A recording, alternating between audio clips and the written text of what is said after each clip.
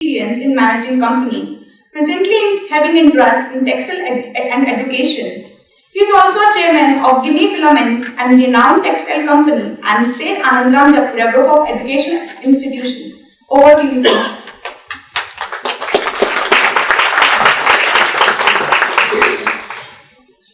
Dignitaries on the dais, Dr. Narang, Director, distinguished guests, faculty members, parents, and dear students. On behalf of the Board of Directors and on behalf of the founders, I am extremely delighted to welcome all the students for the batch 2021-23 who have joined the MBA program of the Jaipuria Institute of Management. I wish you all good wishes and hope you all have a wonderful stay in the campus in the next 2 years. आज जब मैं आया तो मुझे बड़ा अच्छा लगा, तालियों की गड़गड़ाहट हो रही थी, थिंग्स नॉर्मल हो रहे हैं और ऐसा लग रहा था कि पैंडेमिक जो था वो पीछे छूट गया। ये कुछ हद तक सही भी है और ज़रूरी भी था कि हम लोग धीरे धीरे प्रोटोकॉल्स को तो ध्यान में रखें, पर ज़रूरी ये है कि हम लोग जो एक फीलिंग आती है, क्योंकि ये जो बिल्डिंग्स थी सब वीरान हो रही थी, they are wanting students to come back to school and that is what we are seeing for the first time. 2 साल बाद ऐसी मौका मिला है कि लास्ट ईयर भी हम लोग फिजिकल तरीके से ही नहीं मिल पाए थे और वर्चुअल तरीके से ही बातचीत हो रही थी। So everybody, including the professors, must have been depressed. Even the students were being left alone कि भाई जो पढ़ाई हो रही है क्या justice हो पा रहा है उनके साथ में कि नहीं हो पा रहा है। But now I feel, I hope we don't have the third wave, and because of the injectables and various things which the government has initiated, I think we have overcome the worst, and we are on a roadmap which will be really, really rewarding. With these few words, I would also welcome all our members from the industry who are here with us. Mr. Pandey from the Mother Dairy, Mr. Dev from Dabur, Mr. Oni Krishnan from Capgemini Invent, and Mr. Aurora from REA who are with us, and they will be addressing you, giving their insights, giving their perspectives, and what they expect from the students and how they want, and informing you how the things have changed and their expectations about it. I also like to welcome my dear friend and advisor, Mr. Vinod ji, who has also been a mentor to me. बहुत जरूरी है life में कि हर आदमी को mentor रखना चाहिए। आज जितने भी स्पोर्ट्स में लोग होते हैं सब मेंटर रखते हैं, कॉर्पोरेट लीडर्स को भी मेंटर की दरकार है, और इसीलिए जरूरी ये है कि हर स्टूडेंट को एक मेंटर चाहिए जो उनको गाइड कर सके कि क्या उनके एरियाज हैं और वीकनेसेस हैं, कहाँ वो इम्प्रूवमेंट कर सकता है। बिकॉज हर आदमी अपना सेल्फ रिफ्लेक्शन तो करता है, पर अल्टीमेटली घूम फिर के वो उसी में रह जाता है और सही रास्ता उसको नहीं दिखता है। तो आप लोग सब आए हैं कोई ना कोई विजन के साथ में, कोई ना कोई ड्रीम के साथ में, कोई ना कोई पैशन के साथ में, और हम चाहेंगे कि जो आपका ड्रीम है, जो आपका एम्बिशन है, वो आपके डायरेक्टर, फैकल्टी मेंबर्स, आपके काउंसलर्स के संग आप लोग शेयर करें, जो कि आप लोग उसको अचीव कर सकें। जो लास्ट 18 महीने जैसे डायरेक्टर साहब ने बताया बहुत ही चैलेंजिंग रहे थे। 100 साल में पहली बार ऐसा हुआ है कि 192 कंट्रीज में कोविड का प्रकोप दिखा गया है और लॉकडाउन हुए हैं। उसके वजह से लॉस ऑफ लाइव्स हुए हैं, लॉस ऑफ लाइवलीहुड्स हुए हैं, इतने चैलेंजेस आए हैं कि लाइफस्टाइल लोगों की बदल गई हैं, सोशल इंटरेक्शन का पैटर्न बदल गया है, कस्टमर एक्सपीरियंसेस बदल गए हैं, लोगों को इंट्रोस्पेक्शन करने का मौका मिला है। क्या हम जो कर रहे थे वो सही कर रहे थे? क्या हम लोग को दोबारा सोचना पड़ेगा कि क्या करना चाहिए? क्या हमारा हेल्थ इंपॉर्टेंट है कि और चीज़ें इंपॉर्टेंट है? तो health and wellness and fitness have become extremely important. तो ये सब जो पहलू हैं वो सबको ध्यान में रखते हुए हम लोग ने काफ़ी कुछ आपस में डिस्कशन किया, और हर आदमी ने अपने अंदर में सोचा है कि क्या हमको करना चाहिए और क्या लाइफ होनी चाहिए और कैसे हम अपने लाइफ को रीबैलेंस करें। तो चाहे वो इंडिविजुअल हो, चाहे कंपनी हो, चाहे कंट्रीज हो, हर आदमी इन चीज़ों को सोच रहा है। और हम लोग ने भी जयपुर इंस्टीट्यूट ऑफ मैनेजमेंट में, एकेडमिक काउंसिल में, टीचरों ने सोचा कि क्या क्या जो इंटरवेंशन हुए हैं, चाहे वो कंटेंट में हुए during this time, pedagogical changes हुए हैं, डिलीवरी में हुए हैं, असेसमेंट्स में हुए हैं, और किस रकम से इंगेजमेंट हो सके जो कि स्टूडेंट को बेस्ट लर्निंग एक्सपीरियंस मिल सके। क्योंकि आज के दिन जो हो गया है वो आदमी को ध्यान रखना पड़ेगा कि the normal has become quite different, और हर आदमी को तैयार रहना पड़ेगा कि वो हाइब्रिड मॉडल में भी कोई वजह आए तो चला सकता है स्कूल्स को। तो डिजिटल जो फ्रेमवर्क है और जो फिजिकल फ्रेमवर्क है, उन दोनों को ध्यान में रखते हुए education has also gone through a paradigm shift. यद्यपि सभी सेक्टर्स में मेजर चेंजेस हुए हैं, बट फायदा ये हुआ है कि जो इनोवेटिव प्रैक्टिसेस शुरू हो गई हैं वो आगे हम लोग को बहुत ले जाएंगी, ये मेरी सोच है। और मैं समझता हूँ कि ये बहुत ही बढ़िया एक, although it has been a disaster, पर एक बहुत ही बढ़िया रास्ता खुला है जिसमें कि हर आदमी का जो एक माइंडसेट था या एटीट्यूड था टुवर्ड्स लाइफ वो चेंज हो सका है। And with this I would like to also thank all our doctors, nurses, people on the front line who have been working tirelessly, even our teachers for that matter, who have cooperated and ensured that learning doesn't stop. Dear students, और ये message मैं आप लोगों को इसलिए दे रहा हूँ क्योंकि जो आप MBA प्रोग्राम चूज किए हैं और ज्वाइन किए हैं, I think you have joined and you are lucky that you are in a very sweet spot. आज अब अपना जो कंट्री है बहुत बदलता जा रहा है और बहुत रैपिड चेंजेस हो रहे हैं, और हम लोग देख रहे हैं कि हमारी कंट्री में वी शेप्ड रिकवरी हो रही है। पर मुद्दे की बात यह है कि जो क्वालिटी ऑफ जॉब्स है, जो रिक्वायरमेंट ऑफ द इंडस्ट्री है, वो भी चेंज होती जा रही है। और फैकल्टी मेंबर्स और स्टूडेंट्स को समझना पड़ेगा कि क्या चेंजेस हो रहे हैं, और जो इंडस्ट्री एक्सपर्ट्स यहाँ पे बैठे हुए हैं वो लोग भी आपको और डिटेल में बताएंगे।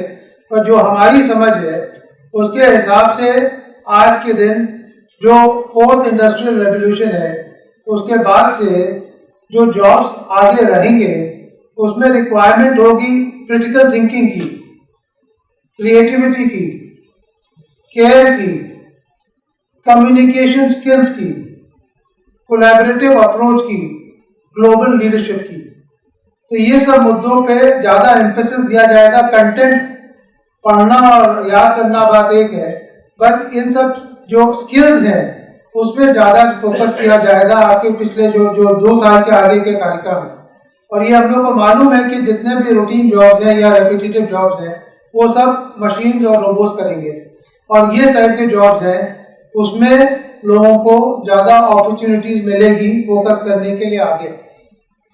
हम लोग ने देखा है कि नई टेक्नोलॉजीज आ गई हैं, चाहे वो आर्टिफिशियल इंटेलिजेंस हो, चाहे मशीन लर्निंग हो, चाहे रोबोटिक्स हो, चाहे क्लाउड कंप्यूटिंग हो, चाहे इंटरनेट ऑफ थिंग्स हो, चाहे ब्लॉकचेन हो, और ड्राइवरलेस कार्स भी आ गई हैं।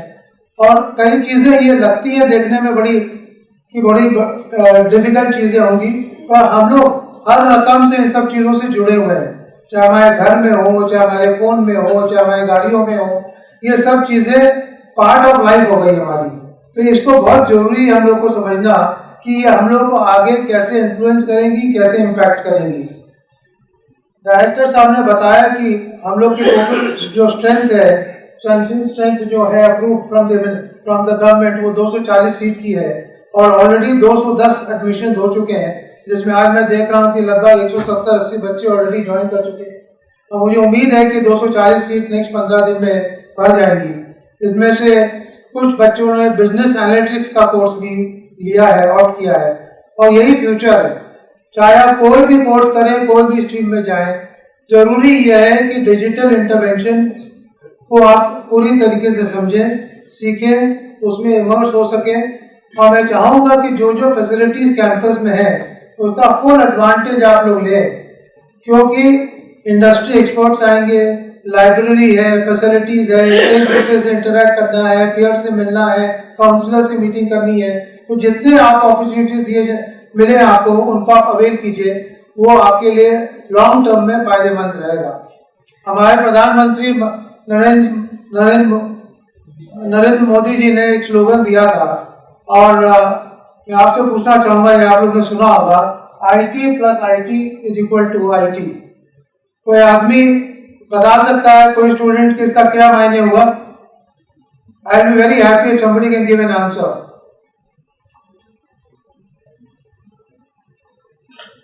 और अभी दोबारा उसको उन्होंने यही रिपीट किया था कि यदि अपने को इंडिया को आगे ले जाना है तो जरूरी यह है कि information technology plus India talent will be India tomorrow. तो बेसिकली यदि हम लोग को इस कंट्री को ले जाना है, जो हमारा विजन है कि 2025 तक $5 ट्रिलियन इकोनॉमी हो जाए, 2030 में हम लोग थर्ड बिगेस्ट नेशन हो जाए GDP के हिसाब से, तो ये जो है कि हम लोग को इन टेक्नोलॉजी को समझना पड़ेगा। आप कोई भी एरिया को ले लीजिए, चाहे आप लिबरल आर्ट्स में हो, चाहे बिजनेस में, कोई भी सब्जेक्ट में हो, या स्टेम की टेक्नोलॉजी में हो, आपको इंफॉर्मेशन टेक्नोलॉजी के मुद्दों को समझना पड़ेगा। That will be the foundation of your growth and success. And बाकी चीजें जो होंगी वो बिल्डिंग ब्लॉक के तरीके से होंगी, जिसके ऊपर आप एक कैस्केड खड़ा कर सकते हैं, इमारत खड़ी कर सकते हैं, आगे जा सकते हैं, आगे बढ़ सकते हैं। तो आपको फुल्ली इमर्स होना पड़ेगा टेक्नोलॉजी में। हम लोग अपने माइंडसेट्स को चेंज करना पड़ेगा, डिजिटली savvy होना पड़ेगा, क्योंकि यदि IT में इमर्स होंगे तो आपकी एफिशिएंसी बढ़ेगी, पेपरलेस होगा, सिस्टम्स को इम्प्रूवमेंट होगा, ट्रांसपेरेंसी बढ़ेगी, गवर्नेंस इश्यूज में इम्प्रूवमेंट्स आएंगे, और यही ही फ्यूचर है। फॉर्चुनेटली इंडिया में पिछले कुछ सालों से हम लोग ने देखा है कि स्मार्टफोन्स, कनेक्टिविटीज, इंटरनेट का यूसेज बहुत बढ़ता जा रहा है, और उसके वजह से जो लोग बॉटम ऑफ द पिरामिड में थे, या जो लोग रूरल एरियाज या रिमोट एरियाज में थे, उन सबको भी आज के दिन सब रकम की सुविधाएं दी जा सकती हैं। हम लोग ने देखा है कि जन धन योजना हो, या आधार हो, या मोबाइल या कनेक्टिविटी है, उसका बहुत फायदा मिला है। और जो डायरेक्ट बेनिफिट ट्रांसफर की स्कीमें हिंदुस्तान में आई है, उसके वजह से जो भी लोगों को थे विदाउट एनी लीकेजेस, उनको जो बेनिफिट्स और सब्सिडीज देनी चाहिए थी और मिलनी चाहिए थी, जो अभी तक नहीं मिल पा रही थी, वो मिलने लग गई है। मेरा ये मानना है और पूरा विश्वास है कि पूरे वर्ल्ड के जितने मल्टीनेशनल्स हैं, they will have no other option but to come to India. और उसका रीजन ये है कि इंडिया में 3 Ds हैं, और वो आप लोग को मालूम है। डेमोक्रेसी है, डेमोग्राफी है, और डिमांड है। और इंडिया में जो है 140 करोड़ लोग रहते हैं, सबसे बड़ा डेमोक्रेटिक कंट्री है, यंगेस्ट पॉपुलेशन है, मीडियन एज 32 साल की है, और मिडिल क्लास इतने रैपिडली ग्रो कर रहा है कि यहाँ पे डिमांड और गुड्स एंड सर्विसेज बढ़ती जाएंगी।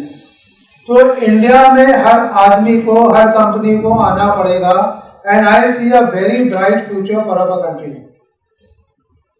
जितने भी मल्टीनेशनल्स आज हम देख रहे हैं ग्लोबली, इंडिया के डॉक्टर्स हों, चाहे साइंटिस्ट हों, चाहे इंजीनियर्स हों, चाहे मैनेजमेंट गुरुज हों, वो सब इंडियंस हैं जो उनको हेड कर रहा है।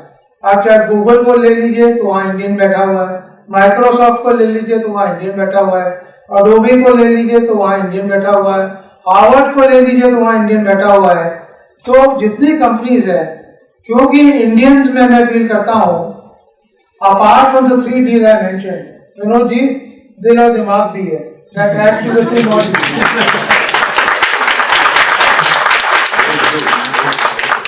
क्योंकि हम लोग के जो संस्कार हैं, जो हम लोग के विचार हैं, हम लोग को हमेशा बताया गया फैमिली बॉन्डिंग जरूरी है, हम लोग को बताया गया कि मिलके चलना जरूरी है, हम लोग को बताया गया कि अकेले काम नहीं होगा, कलेक्टिवली काम करना जरूरी है।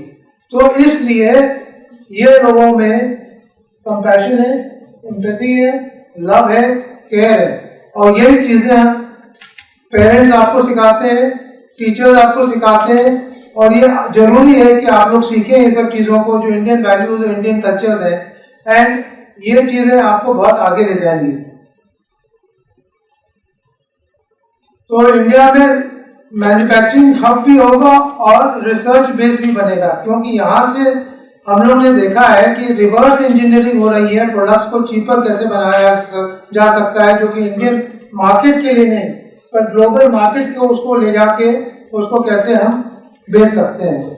आज हम देख रहे हैं कि जब से ये स्टार्टअप इंडिया शुरू हुआ है, इतनी सारी कंपनियां जो है, ये यंग लोग, आप लोग जैसे के लोग जो 23, 24, 30 साल के हैं, उन्होंने नई नई कंपनियां शुरू की हैं और आज के दिन 50 यूनिकॉर्न्स हो गए हैं। यूनिकॉर्न उसको बोलते हैं जिसकी वैल्यूएशन $1 बिलियन होती है, माने अनगिनत बढ़ते जा रहे हैं। और आज के दिन जो बेंगलोर है वो हो गया virtually like a silicon valley of India. अभी कुछ ही दिन पहले एक कंपनी है फ्रेश वर्क्स, वो भी बेंगलोर बेस्ड कंपनी है, उसने अभी अपनी लिस्टिंग यूएसए में कराई है।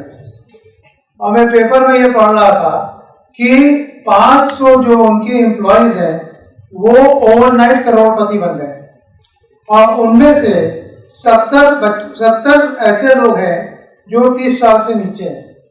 So this is the potential that can be harnessed, that can be channelised of the youth, जो कि because of the vision of the government and the startup culture that the government has provided, the right ecosystem that they have provided, ये आगे बढ़ता जा रहा है। आज के दिन यदि किसी को भी स्टार्टअप करना है या इनोवेशन करना है तो सबसे पहले जरूरी है कि आदमी ये देखे कि कहाँ पे बेसिक नीड्स है, कहाँ पे गैप्स हैं, उसको हम कैसे स्केल अप कर सकते हैं और हमारा बिजनेस मॉडल क्या है और ऑपरेटिंग मॉडल क्या है। यदि ये चीज पहलू है, यदि सामने क्लैरिटी से हो तो फंडिंग की कोई शॉर्टेज नहीं है ग्लोबली। इतना पैसा लोगों के पास में है जो कि इन्वेस्ट करना चाहते हैं, but everybody is looking for ideas today. और वो आइडियाज आप यंग स्टूडेंट्स के पास है जो कि आप नीड्स को समझ सकते हैं, आप समझ सकते हैं कि क्या एरिया ऑफ कंसर्न है और उसी हिसाब से आप पूरा डिजिटल आर्किटेक्चर को क्रिएट कर सकते हैं, जो कि आगे चल के आपको हर रकम के आर्टिफिशियल इंटेलिजेंस के प्लेटफॉर्म्स और अलग रकम के जो पहलुओं को ध्यान में रखते हुए आप एक सिस्टम बना सकते हैं जिसमें कि एक बिजनेस मॉडल क्रिएट किया जा सके। एक चीज और मैं कहना चाहूंगा, अभी तक जितनी कंपनियां थी वो सब फिजिकल स्पेसेस में थी, चाहे कोई भी सेक्टर को उठा के ले लीजिए। और आज के दिन डिजिटल कंपनीज जो हर सेक्टर में आ गई हैं तो दोनों में कोलिजन होने लगे। माने जो फिजिकल कंपनीज हैं उनके लिए मैंडेटरी हो गया कि वो डिजिटल प्लेटफॉर्म्स में आए या इन्फ्लुएंस्ड हो और अंडरस्टैंड करें कि how digital companies are working. और एजिलिटी और स्पीड जरूरी हो गई है। आप कोई सेक्टर को उठा के देख लीजिए, चाहे वो हेल्थ का हो, चाहे मीडिया का हो, चाहे एंटरटेनमेंट का हो, चाहे एजुकेशन का हो या रिटेल का हो, सब में डिजिटल कंपनीज आ गई है एंड वो डिसरप्शन पैदा कर रही हैं।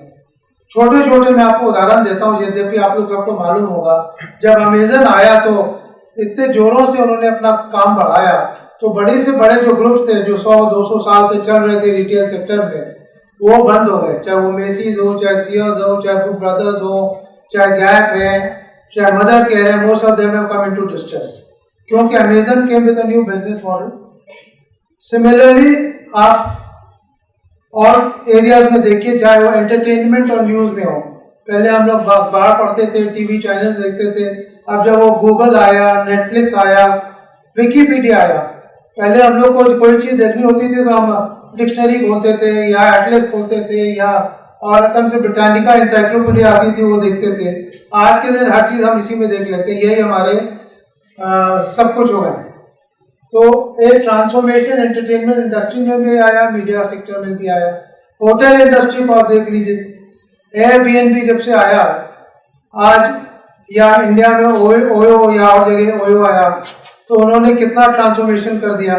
आज एयरबीएनबी में मैं पढ़ रहा था 45 लाख उनके पास रूम्स हैं और जो ट्रेडिशनल इंडस्ट्रीज हो, चाहे वो मैरियट हो, चाहे स्टारवुड हो या हिल्टन ऑफ द लाइक्स हो, उनके पास 150 साल में जो उन्होंने संपत्ति या ब्रिक एंड मॉर्टर स्पेस में गए थे, आज के दिन उनके 10% भी उनमें देख लीजिए, वहां पे भी उसी रकम के चेंजेस हुए हैं। चाहे वो उबर हो, चाहे लिफ्ट हो, चाहे वो ओला हो, सब जगह डिस्ट्रप्शन हो रहा है। एक बहुत इंटरेस्टिंग एग्जांपल आपको देता हूँ, बैंकिंग सेक्टर में अलीबाबा का आपने नाम सुना होगा, चाइनीज कंपनी है, उन्होंने एक कंपनी फ्लोट की जो कि बैंकिंग सेक्टर की, उसका नाम है एंट फाइनेंशियल। उसके पास 70 करोड़ कस्टमर्स आज के दिन है और वो आज के दिन सिर्फ 10,000 आदमी एम्प्लॉय करता है, जबकि चाहे वो अमेरिकन एक्सप्रेस हो, चाहे स्टैंडर्ड एंड चार्टर्ड बैंक हो या और भी बड़े बैंक्स हो, उन सब में ग्लोबली 2.5 से 3 लाख आदमी होते हैं और वो उतना काम नहीं कर पाती है। एंड देयर सर्विस में भी 7 और 8 करोड़ पीपल, तो वो 10 टाइम्स लोगों को सर्विस कर रहा है with almost like 5% of the number of people. So किस रकम से टेक्नोलॉजी का इंटरफेस हो रहा है और वो हम लोग को इम्पैक्ट कर रही है, ये हम लोग को देखना पड़ेगा। और ये जो कंपनी है एंड फाइनेंशियल, इसका फॉर्मूला है जब वो फंडिंग करता है तो फाइनेंस की कंपनी है, विनोद जी 310, वो कहता है because he is funding MSME sector, वो कहता है कि हमारा ये एप्लीकेशन फॉर्म है, आप इसको 3 मिनट में भर सकते हैं। With in 1 second all the data will be collected and will give you a sanction, yes or no, whether the fund will be whether it is approved or not, and there is no human interface. So 3 मतलब 3 minute में आप form भरिए, 1 second में आपको decision देंगे कि हम आपको फंड करेंगे कि नहीं करेंगे, और एक आदमी बीच में इंटरफेस आपका नहीं रहेगा। So ये है टेक्नोलॉजी की पावर आज के दिन। And they claim, which is true, कि 99% उसकी रिकवरी रेट है when it comes to loans repayment. So this is the power of technology which I have been emphasizing. So every sector has been touched upon it. मैं थोड़ा सा लंबा बोल रहा हूँ because I wanted the young students to understand कि क्या dynamics होते जा रहे हैं, क्या चेंजेस होते जा रहे हैं। इसके अलावा जो हमने बात की, एक तो टेक्नोलॉजी की बात की, दूसरा ये है कि जो क्लाइमेट चेंज है और जो कंसर्न्स हो रहे हैं एनवायरनमेंट से रिलेटेड, जो हमारे यंग लोग हैं, जो मिलेनियम्स हैं, वो सब चाहते हैं कि हम ऐसे प्रोडक्ट्स को यूज करें जो कि एनवायरमेंटल फ्रेंडली हो, जो कि इंश्योर करें कि उन लोगों को डिग्रेडेशन ऑफ नेचर ना हो सके। तो ये भी पहलू है, सब जगह बढ़ रही है कि जो चाहे वो कस्टमर हो, चाहे बाइंग हाउसेज हो, वो सब ऐसे प्रोडक्ट्स को इस्तेमाल करें जो कि लॉन्ग टर्म में बेनिफिशियल हो सके और हम लोग इकोसिस्टम को ना बिगाड़ें।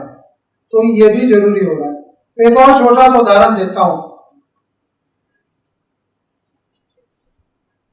आज मेरे पास आप पूछिए तो मेरे पास पर्स भी नहीं रहता, ना कैश भी नहीं रहता है। और अधिकतर जो कंट्रीज हैं, जैसे China, Malaysia, South East Asia, so many things, virtually they are getting to become cashless. तो बेगर्स भी स्मार्ट हो गए, जो लोग बेगिंग करते हैं ना, वो भी स्मार्ट हो गए। Great that you are joining at a right time. But छोटा सा लास्ट मैसेज है मेरा सिर्फ बच्चों के बारे में, क्योंकि मैंने काफ़ी चीज़ें बोल दी है और काफ़ी स्पीकर्स भी हैं भी जो आपको बातचीत करेंगे और बताएंगे। बट मेरा ये मानना है कि जो भी आप 2 साल में सीखेंगे वो आपको जॉब तो दिला देगी, but will not carry you very far. Because हम लोग को भी नहीं मालूम एज एजुकेटर्स कि ये वर्ल्ड कहाँ जा रहा है, क्या जॉब्स होंगी, क्योंकि आपको कंटिन्यूसली लर्न, रीलर्न और अनलर्न करना पड़ेगा। कॉन्स्टेंटली आपको लाइफ लॉन्ग लर्निंग का रखना पड़ेगा ध्यान में। बिकॉज यदि आप जरा सा भी आप डगमगा गए और आप सोचें कि जो जॉब हम कर रहे हैं उसमें आपको सेफ्टी नेट है, तो वो नहीं रहने वाली है, क्योंकि इतना डिस्ट्रप्शन हो रहा है कि वो प्रॉबेबली हो सकता है वो जॉब ही ना रहे। क्या हो सकता है वो 3 साल में डिस्ट्रप्शन में हो जाए या 5 साल में डिस्ट्रप्शन हो जाए, nobody knows. So we have to be constantly ahead of the curve in trying to learn new skills, new competencies. और मेरा ये रिक्वेस्ट है हर आदमी को फ्रॉम डे 1 एक प्रोफेशनल के तरीके से बिहेव करना पड़ेगा, डिसिप्लिन होना पड़ेगा और अपना सोशल मीडिया अकाउंट बनाना चाहिए, चाहे वो फेसबुक में हो, चाहे लिंक्डइन में हो या वेरियस अदर प्लेटफॉर्म्स में हो, सो दैट वो प्रोफेशनली हर आदमी से टाई अप कर सके, लिंक अप कर सके, जो उसके पैशंस और इंटरेस्ट है वो डिस्कस कर सके, शेयर कर सके, तो उससे एक उसको लॉन्ग टर्म बेनिफिट मिलेगा। एंड मंत्रा ये है कि आप एक्सपेरिमेंट कीजिए, नए इनिशिएटिव लीजिए और घबराइए मत फेल होने के लिए। यहाँ पे आप फेल होंगे, गलती करेंगे, सब माफ करेगा। कॉर्पोरेट में जाने के बाद में ये लोग माफ नहीं करने वाले हैं आपको। ये लोग फिर आपको टास्क पे ले जाएंगे और दिक्कत करेंगे आपके लिए। तो मैं कहता हूँ जितना आपको करना है आप यहाँ कर लीजिए, और we will be too happy, जितना आप फेल होंगे उतना आप एक्सपीरियंस गेन करेंगे. And I hope the director and all the faculty members will be able to take it forward, that give them opportunities to experiment, to ideate, to think of new things, and that will take them and make them more corporate ready, as the director was just mentioning to you. तो इसीलिए मैं ये last कह रहा हूँ कि जो भी है, ये जो है कि आपकी डेस्टिनी आपके हाथ में है, आप ही उसके मास्टर हो. आप बनाना चाहो तो अपने आप को बना सकते हो, कोई दूसरा आपकी मदद इसमें गाइड कर सकता है, आपको एक रास्ता दिखा सकता है, बट उसके बियॉन्ड आपको नहीं ले जा सकता है. तो I hope each student, each person who is here will take that in the right spirit. And मैं तो पर्सनली देख रहा हूँ कि यदि जब मुझे कोई चीज़ गलत आदत पड़ जाती है, तो जब तक मेरे में विलिंगनेस नहीं आती है तो मैं नहीं छोड़ पाता उस बात. तो यदि आप वो करेंगे तो आपके लिए आसमान की चुंबी तक आप लोग पहुंचेंगे. एंड आई एम बहुत कॉन्फिडेंट है कि you will do extremely well. Thank you